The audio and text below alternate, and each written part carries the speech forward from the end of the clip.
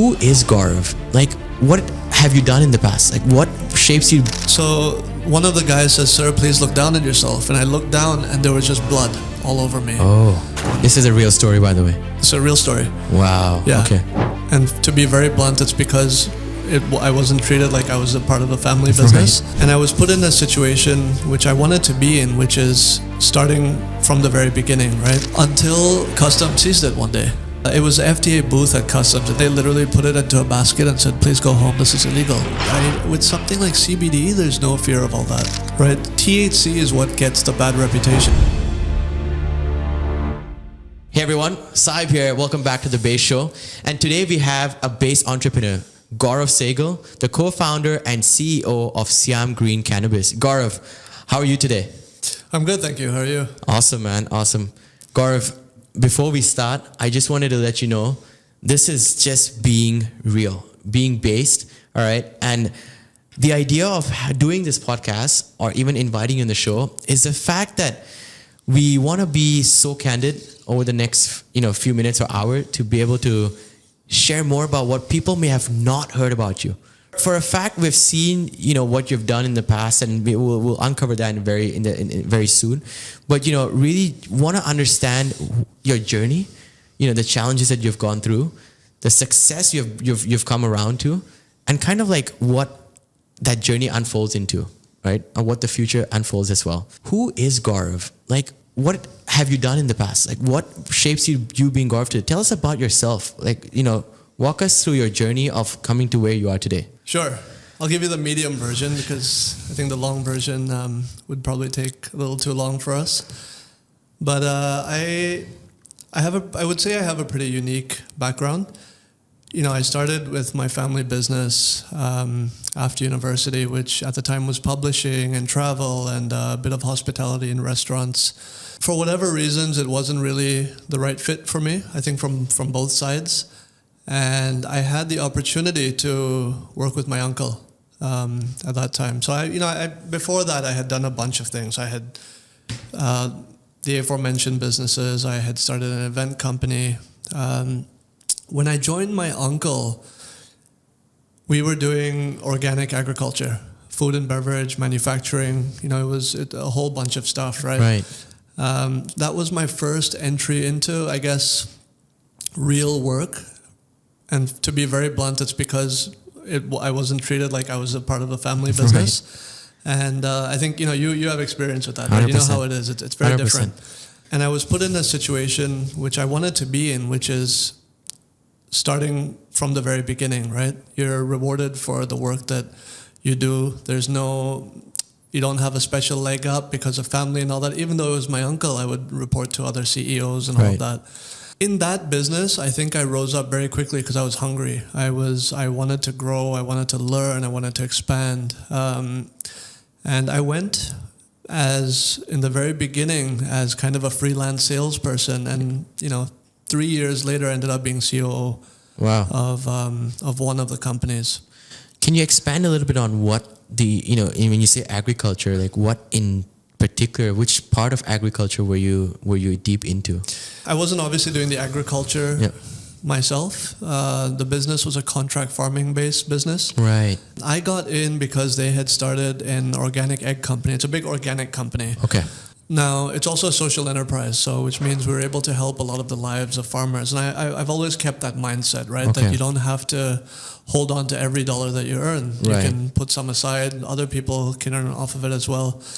And it's not a charity, it's a social enterprise, which means it's a for-profit business. Right. But the more profit you earn, the more you give back people as well. I don't like to use the word help, but it's more, you're able to bring on more people into the family, kind of. Create more impact at the same time. More impact, exactly. Yeah. That, at the time, it was an eggs business. They had just started, they were doing about 5,000 eggs a month or something like that in sales. And within my first year and a half, I had, without realizing that I had the capability of even doing this because of my hunger, I was just pushing. And a year and a half later, we were doing something like 150,000 eggs a week. Wow. And it just kept building. We started other businesses. We were the first, people to grow chia seeds. We went into coconut water. And a lot of my learning was from there, because I was kind of, just left to build these businesses. It was always kind of sales and marketing related. Now with the coconut company, I think we had a bunch of issues. It's a really difficult business, especially when you're dealing with fresh coconuts and you're not using heat to treat the product and things like that. So I just started going to the factory very often. Okay. Started visiting 3 times a week, driving, 2 hours there, 2 hours back, or 2.5 hours there, 2.5 hours back, 3 times a week. Nobody asked me to find out what the problems were, because I was basically the face. I was visiting the buyers and all of that. So I started noticing things. People weren't properly wearing their masks, or people weren't following the SOPs directly, or certain things didn't have the proper SOPs. And without even really knowing what SOPs were, I just started to write rules. And later all by yourself? All by myself, yeah. Got it. Researching Google, speaking to people and all that. I had a nice network to access. But I started writing rules, realizing much later that what I wrote was a list of SOPs. Right. When I was in university in my first year, I had a episode where, I went to sleep. Somebody at 3 a.m. was making popcorn and it burnt in the dorms. Okay. I was in university at the dorms for my first year. At that time, I was in Vancouver, and I later moved to San Francisco. Got it.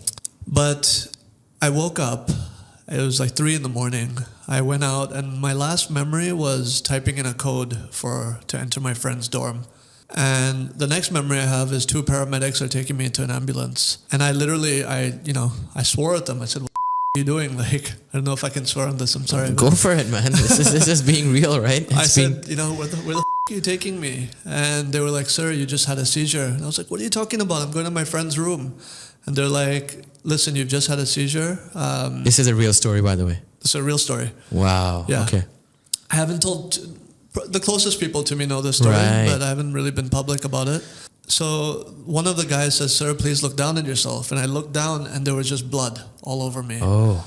And what had happened in that time was I fell down, had a seizure. Okay. For about a minute or two. There was somebody there. I think there was somebody outside having a cigarette or something. He later told me, when I came back from the hospital, I found him randomly, and he told me the whole story. And I had fell flat on my face. I had, stitches on my eyebrows. I almost broke my nose, but luckily didn't. And I saw a doctor. He wrote it off because I said, "This has never happened before." Okay. And I think in that time, epilepsy is a tricky thing because there's many levels to it. Yeah. And what epilepsy means is you're just someone who has a lower threshold to have a seizure, right? And anybody can have one. Right.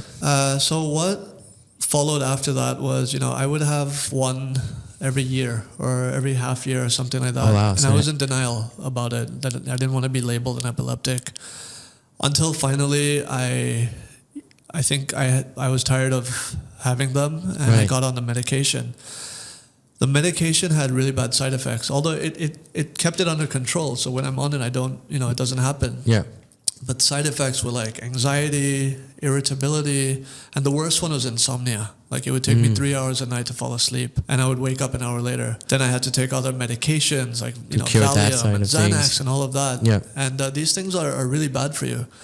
So around the time that I was doing organic agriculture, I dealt with those side effects for about 8 years. Wow. And around that time, I discovered CBD, which is, cannabis has 2 main active compounds. CBD, which is for health, doesn't make you high or anything like that, and THC, which it makes you high. Being high is a side effect of other things, such as like pain control and all of that type of stuff, right? 4 months into taking CBD every single day, every side effect disappeared. Wow. Until then, it's been, that was probably 12, 15 years ago that I started taking it. Today, I don't take CBD every day anymore, but I have no insomnia, I have no anxiety, no stress, no all of these things. I have stress, of course, because, everyone does, comes with a job, right? But the side effects from the drug disappeared. Just vanished, yeah. And I did a lot of research into this, and what I realized was it had just balanced me. And whatever was causing the epilepsy, whether it was a medicine or what in that whole system, threw me off balance. So at that point, I was like, this is insane that it's illegal. People need to know about this. Like, this was at a time, you're saying 12, 15 years ago. Yeah. This was at a time where obviously not many people ever heard about CBD, or forget about even trying to being at that notion of fighting regulatory, of trying to make it legal at that point as well. There was nothing about that yet. Nothing. Yeah. It was Absolutely. highly illegal. Yeah. You know?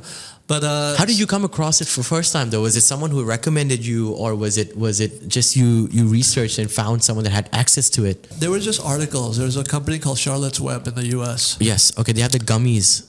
They have gummies now, but at that time it was purely CBD tincture. Right. The oil that you put under your tongue. And that was based on, they started that company because a father had a 5-year-old daughter who was having very serious seizures, Dravet syndrome it's called. Oh, okay. And he did research and all that. And I don't know the full story, but I believe he cured the daughter of her seizures. And in one of these organic trade shows that I was in Hong Kong, Charlotte's Web had a booth there. Right. All of this happened right at around the same time, right? Like I had heard about it, I had read about it, I went to that trade show. It was all within a couple of or several months. And I met the guys there. I told them my story, and they just gave me a whole lot of samples. And I brought them into Bangkok, not really knowing the legalities and all of that. Yeah. And after that, I would just order it online, and it appeared at my house. I'm like, okay, I'm not doing anything wrong. Yeah. Until customs seized it one day. And I went to customs and I said, look, I have gotten off very serious medications because of this. Like, I need this. This is my medicine. Yeah. And it was an FDA booth at customs, and they literally put it into a basket and said, please go home. This is illegal. And I was just broken. I was like, this is nuts. Like, this is actually insane that this is illegal. It's helped me so much. What year was this? I can't remember now, but We're talking about more than 5 years, easy. more than 5 years, for sure. So this is like more before pre-COVID era as well. Way before. Okay. This was like, about 12 years ago. Wow, yeah. So I guess 2012, around then.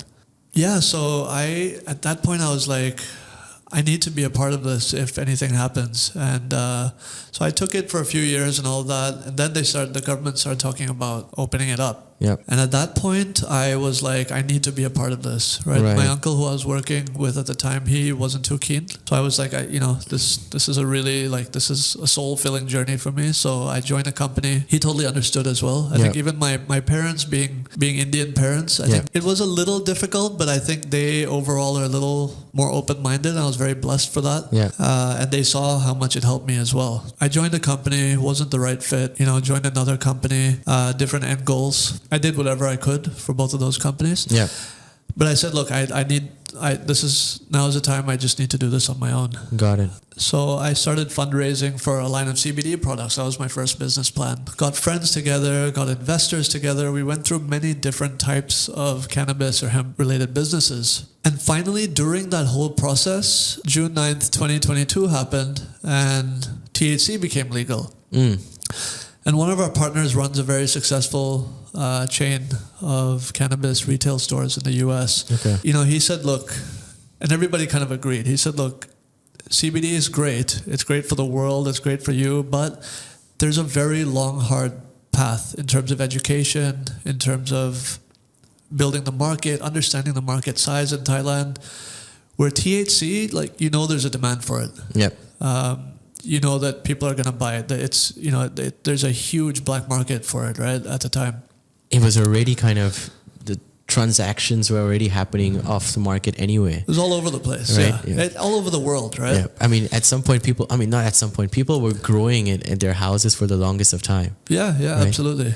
So I agreed. I said, look, let's do it, but we need to do it right. I don't want to just open a smoke shop. My goal in this is health. So we opened our first store. We did it the way any Siam Green store looks, I would say, is they're unique in their own way, but at the same time, if you look at the whole retail scope, not just cannabis, we're not that unique, right? We're just a clean store. We're welcoming. Our staff are highly educated. We have weekly education on cannabis and sales training and all of that type of stuff with everybody. And my goal was we need to make this inviting, because I think at the time when this was brand new, the stores weren't inviting, right? You'd come in and it's dark and there's loud music. And I was like, I need somebody who's 65 years old who has back pain issues or who can't sleep to feel as comfortable coming in as a 20-year-old. Right. How do we do that?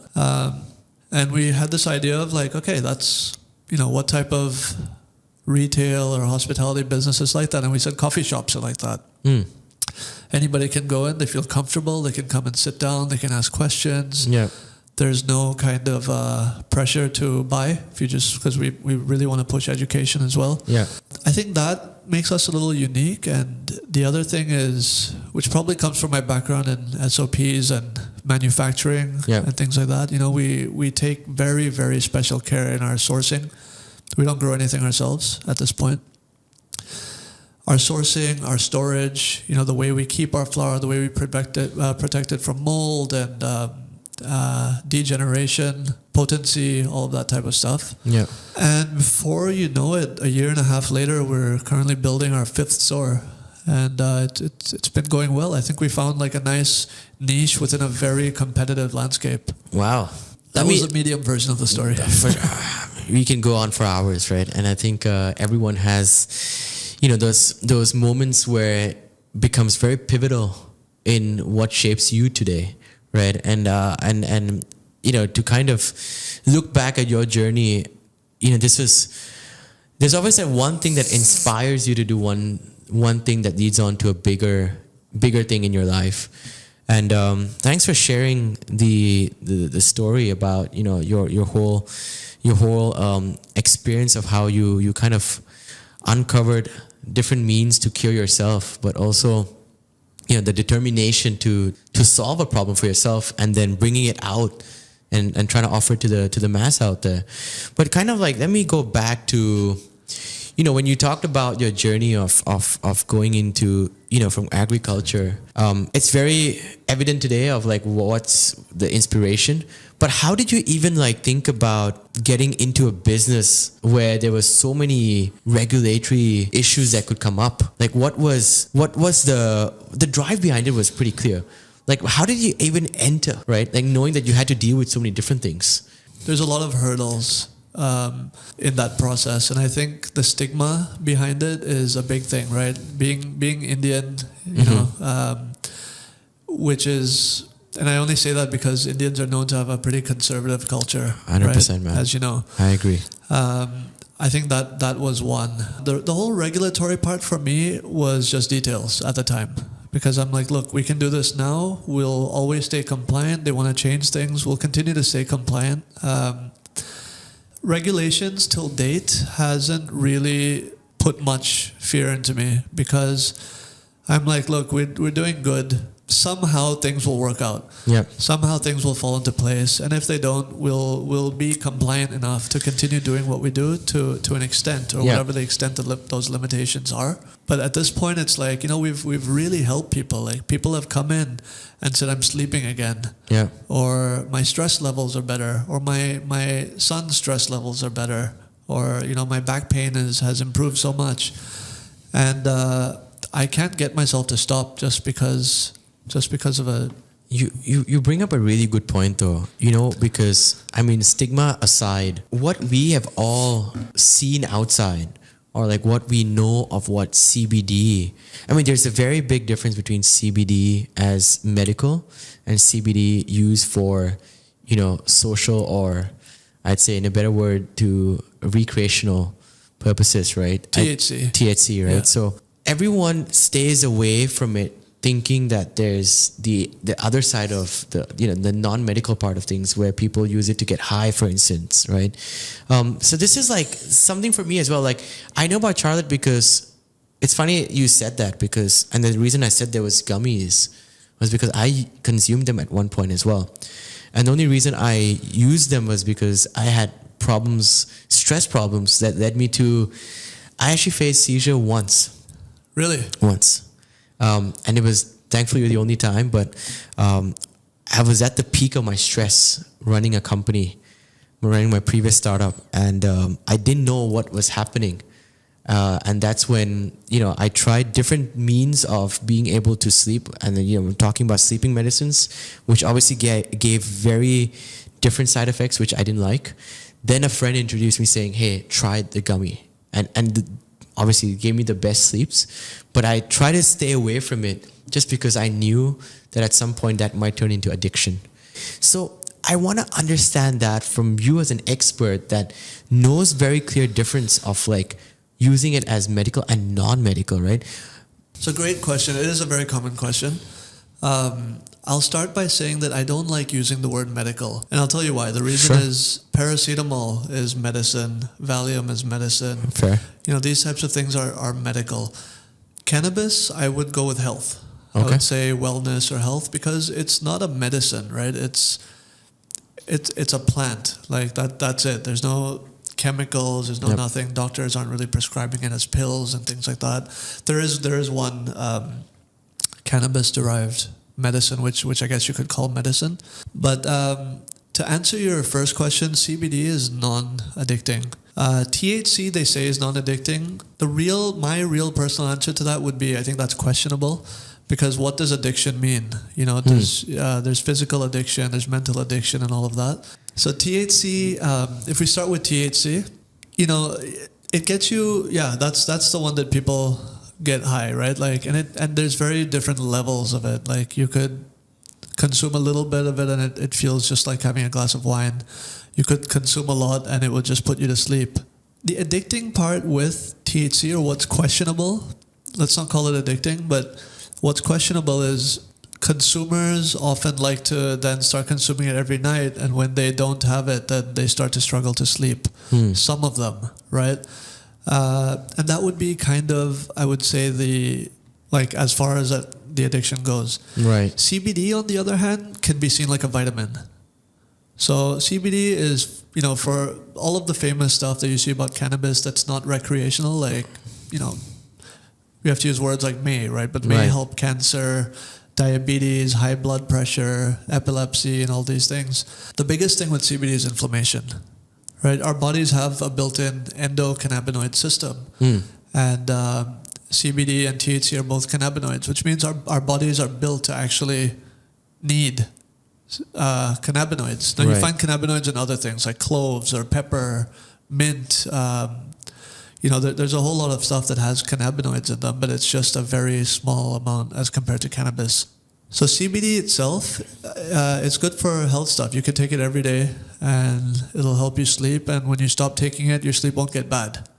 And when you said take it every day, what are we consuming? What do you mean by take it every day? Is it in any form? In any form, whether it's gummies, tinctures. I've seen patches. All types of stuff. Got it. So in any form, however you take it. But with something like CBD, there's no fear of all that, right? THC is what gets the bad reputation, and frankly, THC has been consumed for thousands of years. Right. I think the 60s and 70s, Vietnam War era, all of that kind of gave it a bad name. But, compare, this is going to be a whole long topic, but when you compare THC with alcohol, with nicotine, even with sugar, these three things are far more damaging. It's funny you say that because I was at a social gathering and I went out for dinner with friends, and they all were going out to smoke. And I said, "Hey, dude, have you ever tried?" I said, "No." "Do you want to try?" I said, "No." I drink alcohol at times, but I said no. And you're like, "Why though?" I said, "Have you ever tried?" I said, "No." And they said, personally for me, I just feel I don't want to do it just because I feel I get addicted to it. There's obviously, like you said, medical and wellness reasons to it. But one thing that he said, which really I found it surprising, which is true, was he said, "Dude, have you ever gone to a party where someone was smoking weed and caused damage?"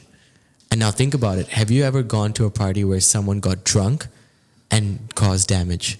Which one actually has more higher chances of causing damage?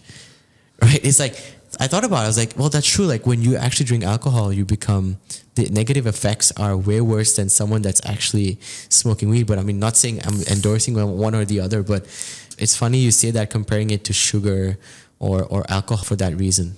Yeah, you don't have driving accidents from people who've, consumed THC. You have it from alcohol, right? Alcohol inflames your body.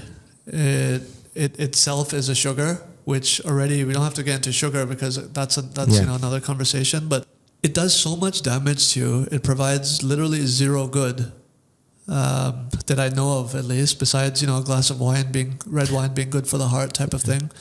But there's a whole lot of other things that are also good for the heart besides alcohol, besides wine. Yeah.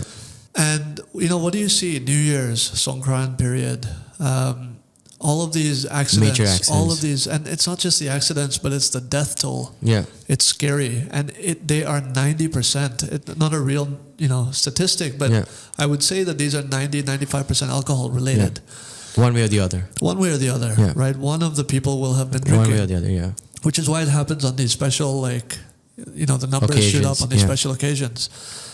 You don't see that with cannabis. It reduces inflammation. It helps sleep. It helps keep people calm. It helps keep people friendly. The worst side effect, really, I think, is it just makes you hungry. But why are people so negative about it? Like, why is the government against it? Why are just generally people against the fact of promoting? Stigma. I'll say this. I have never till date met one person who really understands the benefits of cannabis who's against it. Interesting. Not many people know this, but you can grow cannabis, use it for health, use it for recreation, make building material out of it. Literally, it's called hempcrete. You make concrete blocks. Yeah. A replacement for concrete blocks out of hemp. You can replace paper production. It's good for the soil it grows in. It's good for the air around it. It's good for, it's there's nothing bad about it, right? Like, most people don't have this information. They don't understand this. So to them, it's just drugs.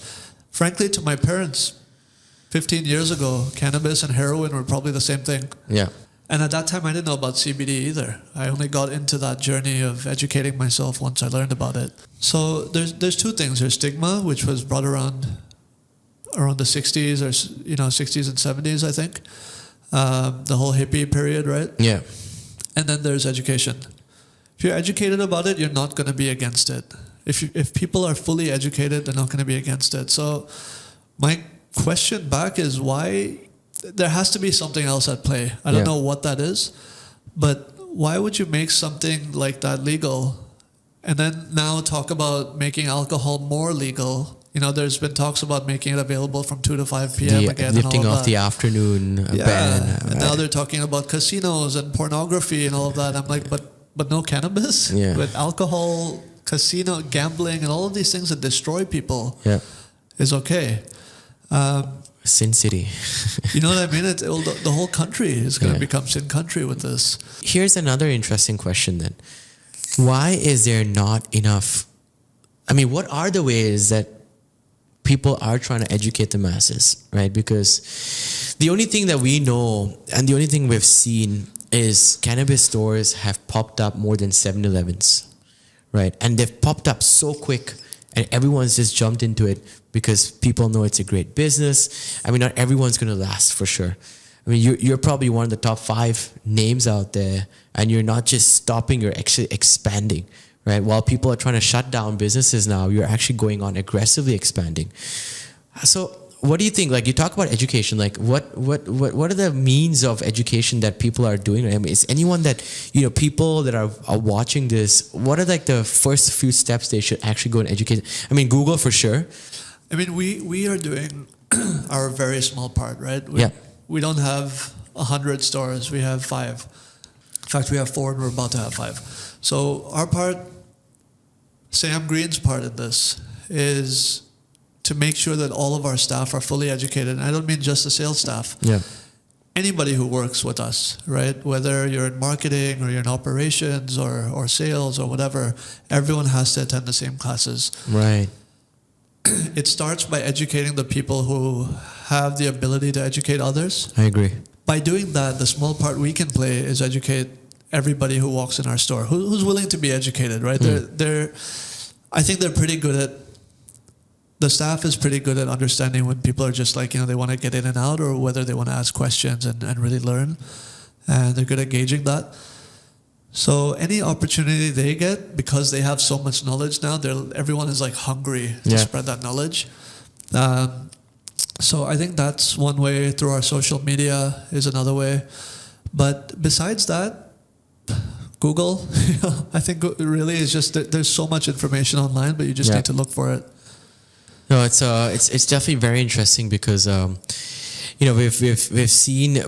I mean, I do agree. It's a topic of stigma where a lot of people they also question whether they should speak about it, not speak about it, right? So I would actually encourage people like yourself and the part that Siam Green is playing. I would definitely love to see how we can help to kind of expand that reach to the mass audience, to understanding like what is the benefits and like what are the different types out there, what are how do you access the good stuff, or like how do you even differentiate between good quality and bad quality? Cannabis is very susceptible to mold. There's two big issues, right, with quality. Call it three. The first one is how potent is it, and potency basically means the percentage of the flower that has cannabinoids, or how much percent THC or CBD and all of that type of stuff. And then you have the visual, the way it looks, the way it smells and feels and tastes and all of that type of stuff. But the problems are, if it's not stored properly, the THC and CBD can degrade very quickly. If it's not stored properly, it is also highly susceptible to mold. Now, this is, for me, coming from food manufacturing, mold is the absolute enemy to humans. Right. Right? Like, I have launched full wars against mold in my past. And Thailand has very high humidity, the whole country, right? Like, there's a lot of the areas are like 80, 90, 100% relative humidity. Now, cannabis doesn't like mold doesn't like humidity that's below about 60%. So the way we do it is, we have these custom built storage fridges, you can call them. Okay.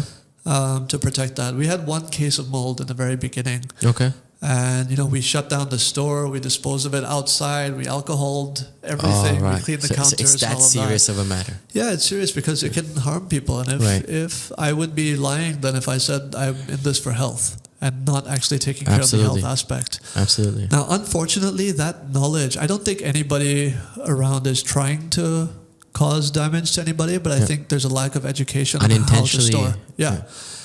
So I don't believe the government should be turning this medical, because it's not medical.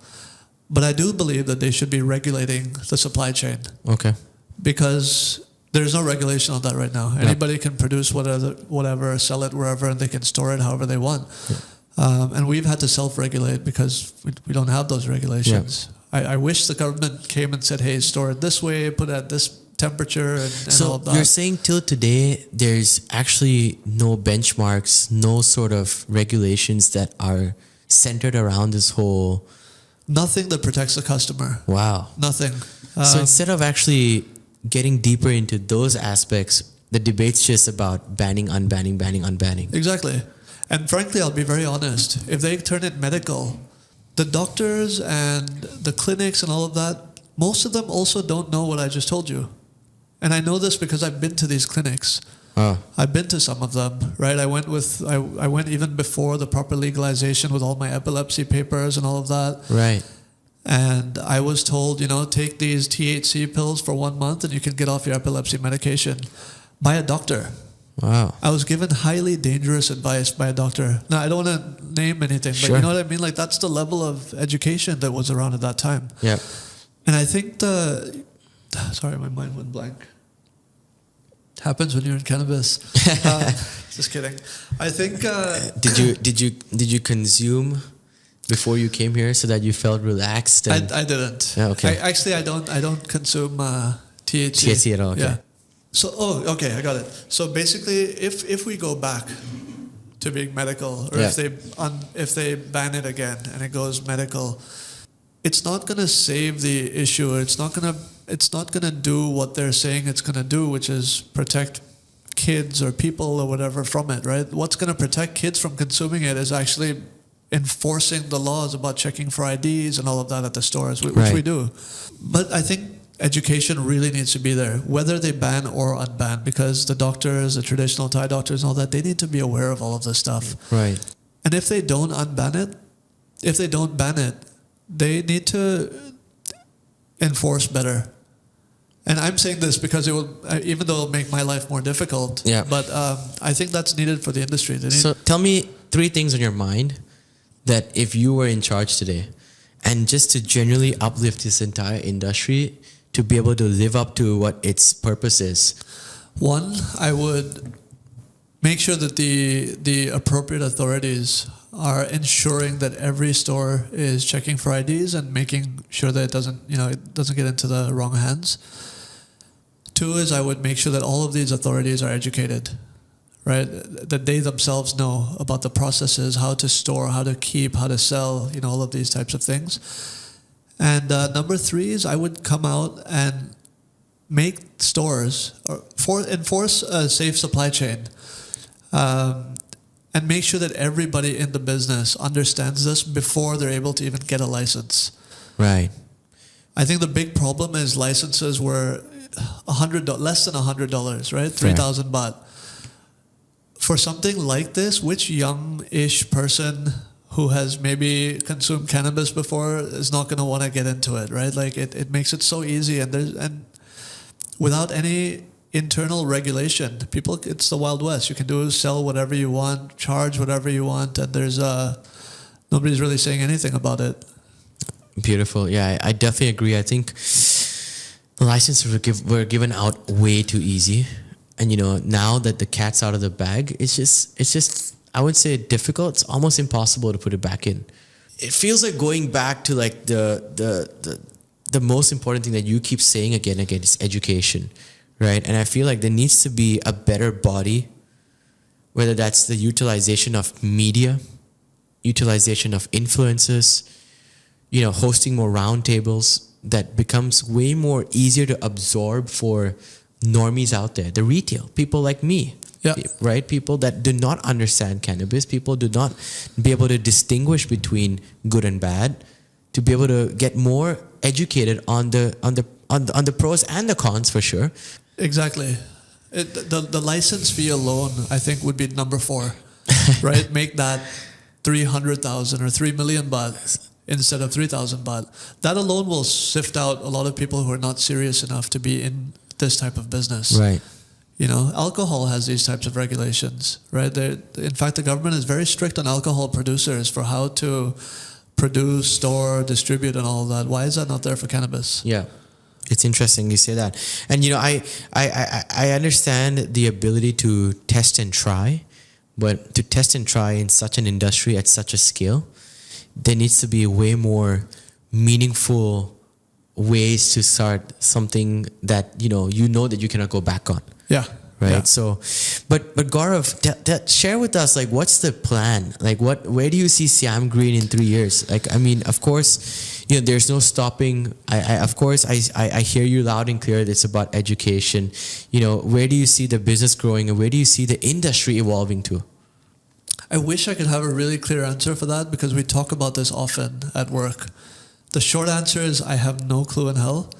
But the long answer is I think what I would like to see is players in the business who are really serious about it sticking around. Mm-hmm. I would like to see, consumer protection, meaning how do we make sure that people aren't buying mold or, degraded, overpriced products. I don't agree with the whole clinic aspect, because again, a clinic should be for medical stuff, yeah. right? Like if cannabis is going to be medical, then alcohol totally should be medical, right? Like it makes no sense. It's highly contradicting. But I'd like it. 3, 5, 10 years from now, I would like it to be taken more seriously. Mm-hmm. And I think now with social media, people have a lot more control about news, about information, about education going around, right? It's not just what companies want to show. It's what anybody can post anything. So I think social media has been has played a huge role in destigmatization. There's still a long way to go, but my goal is to see it destigmatized in time. Very interesting. You speak about social media.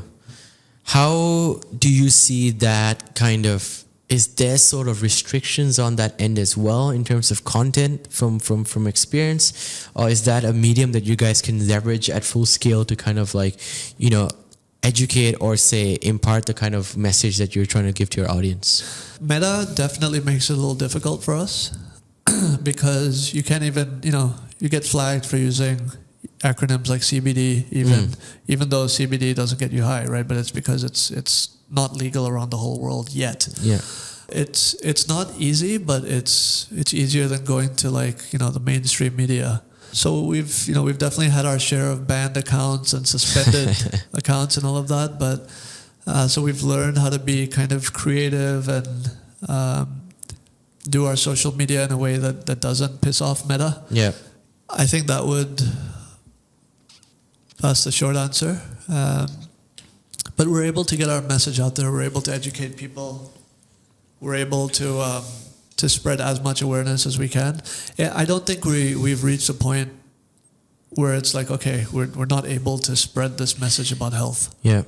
Because I find it really interesting one side of things that, I know how a lot of people came up with different ideas to wanted to make marketplaces, wanted to make it more accessible through, I'd say, delivery. And I know the industry that you're working in, there's so many restrictions, right? So how do you use marketing to kind of differentiate from the rest of the competition out there? Well, look, I think with the cannabis business, besides the political volatility factor, it's like running any other business, right? So for me, I just see it as a retail business. So for any business, you've got your online marketing, your offline, above the line, below the line.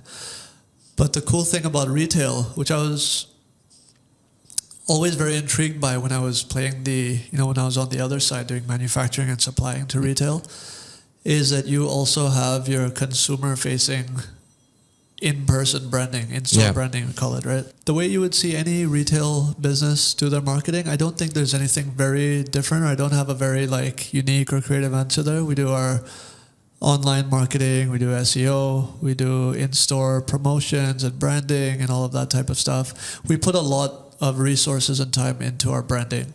The goal is for Siam Green to be a brand where people can go and it's trusted and they know they're not going to get ripped off or have mold in their cannabis and things like that. So we really try and spread that awareness, and I think that might be our biggest differentiator. I know there's a lot of this is not to discredit the 100%. Other retailers by any means. I think a lot of people are doing a really really good job. sticking to your principles and ethos of how you wanted to kind of, one is the whole health and wellness side of things, and just being able to ensure that you have the highest quality products out there. Exactly. Right. Exactly. So we take our sourcing very, very seriously. I know we've upset a lot of farms by rejecting their product. Okay.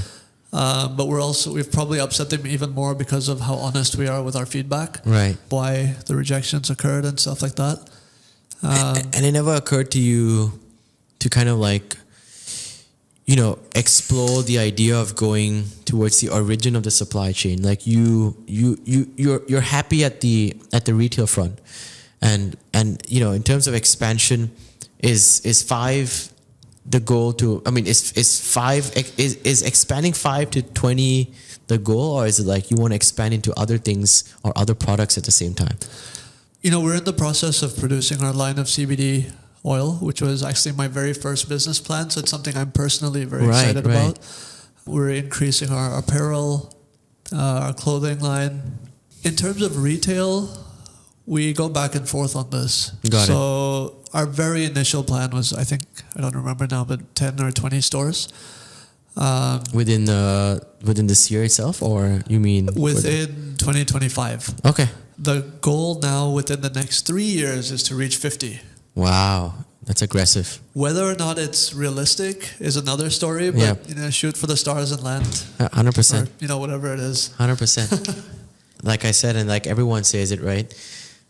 There's more cannabis stores and 7-Elevens in Thailand now. Yeah. Although I do feel that, how they say, the last man standing always wins. And I feel like a lot of the big boys that actually may or may have not done things the right way or not, but have the means to be able to absorb, whether that means regulatories, the financial volatility, they will be the ones that will stick around for the longest of time, right? Because like you said, the barrier to entry was so low that everyone just wanted to try. And then obviously, like, if you were never serious about it, or if you actually never figured it out, you're bound to get out of the game very soon as well. Yeah, exactly. It's like it's like arm wrestling or something, right? Like at some point you'll just reach a breaking point and you're like, I'm tired, I've had enough. Right. I don't know if that's how arm wrestling works, but That brings me to like the next point, man. Like, do you think cannabis is one of those things that you have found your content, your happiness in this particular industry, and is just really about expanding because you've also seen that potential in the industry itself and how far it can expand? Or do you think it's like something like, hey, I would want to just keep doing it for like an X year, and then, you know, we'll see where life takes us, kind of a thing? I don't want to be a saint and say, yeah, you know, helping people and all that keeps me going. It does though, but of course it's still a business and we're making profit, and you know, the whole financial side is of course one, but really the passion that I have for it has never changed, right? That was there from day one. It's because of my personal experience and issues, and seeing other people benefit off it the same way I have. There's other people doing it right as well, but I think we're doing it right. We're doing it proper. We're educating people. And for me, the expansion really is about like, how many people can we really reach for health purposes and for destigmatization? Because the more people we can help health-wise, you know, every person who you help through CBD or through cannabis in one way or the other who benefits from it, that's a little bit more destigmatization. I would say that's a big part. I think it's important that people see how effective CBD or cannabis for different types of health issues really is. You know, you for example said you took it and it really helped you sleep. Yeah. But you didn't want to because you were scared of getting addicted, and now you know that, okay, CBD itself is not addicted as a result of this conversation. 100%. Right. So, and as a result, you might do your part to tell your parents or tell a cousin or tell a friend or something like that. Little parts that all of us can do to help spread that awareness. I really think that's what the industry worldwide needs. That's a very good point, actually. I don't know if that answered your question. No, that's a very good point. No, I mean, at the end of the day, you are on that drive to impart that knowledge and also obviously make a living out of it. Because, you know, at the end of the day, everyone's here for business and do some impact, a good impact to the society around as well. Yeah. And sorry to cut you off, but it's not only about external impact. Internally in our company, you know, we've had... it's not like we're a rehab or anything, but we've had people come and join us, and as a result of being in a professional environment, even though they're selling something that's a little taboo, or that was, I think that there's stigma, there's taboo, and I think taboo has kind of gone down, but the stigma remains. We've had people who were able to get off proper, like, hard drugs, you know, who were addicted before, people in our own team. We had somebody who's not with us now, but, you know, she was able to be a mother to her daughter again because she wasn't able to be with her daughter for 3 years. Her daughter was 3 years old. And so I think the impact goes both ways, right? I think when you're doing something properly, or there's safety, there's security, you're part of a really strong team. Yeah. People just generally want to get better and do better and be better. Yeah. No, I do agree, man. That was actually one of the whys for myself as well when I started my company back then. It's really just uplifting the quality of standard of living for these, you know, back then was blue collar providers, right? And I agree that somewhat in every business that we do, there must be an impact of a greater good to the internal stakeholders, but also the society around us.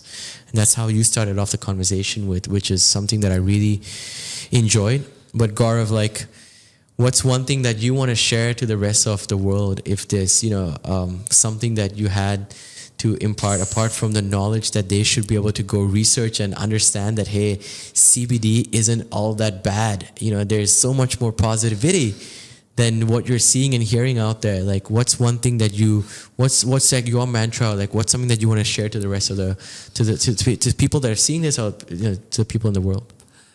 The one thing I want to say is that it's not magic.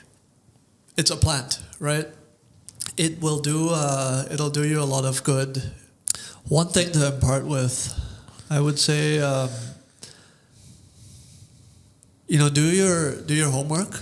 If you are gonna buy cannabis, make sure you understand how it's stored. Make sure you understand how it should be stored. Make sure you know what's how to tell between good and bad quality and all of that, so that you're not being taken advantage of. And I'm gonna add one more thing, and it's something I heard in a podcast today that really struck me. Is everybody's talking about how COVID is the biggest pandemic of our time. But it's not true. It's stress. Stress is actually the biggest pandemic of our time. You've had your experience with it. I have, I believe, 70 to 80% of illnesses that people go to the hospital for are in some way health stress related. So the last message is try CBD. If you are dealing with high stress, insomnia, or any of these types of issues, give it a shot, because it's a nice, healthy shortcut without the side effects. Awesome, man. I think that gives me enough reasons not just to recommend people to Siam Green Cannabis anymore, but actually go try it out myself. And I'll probably give you a call when I do that. I've actually, so you know how I've reached out to you so many times, just because I've had friends who've come and asked me like for reliable stores, and I just know that without even thinking about all the brands that are in the market today, like that you are doing something, or you knowing that who you are, I would obviously believe that you are doing something that would be at the best quality. Thank you, and that's man. I why, really appreciate and that. that's why I've recommended all the people that I've ever sent your way. But now it's probably time for me to like have you walk me through that journey, with actual, not just education, but experience as well. Come by anytime. But thanks a lot, Gaurav. I definitely learned a lot. I hope you enjoyed as much as I did. But thanks a lot for coming on the show. My pleasure. Thanks for having me.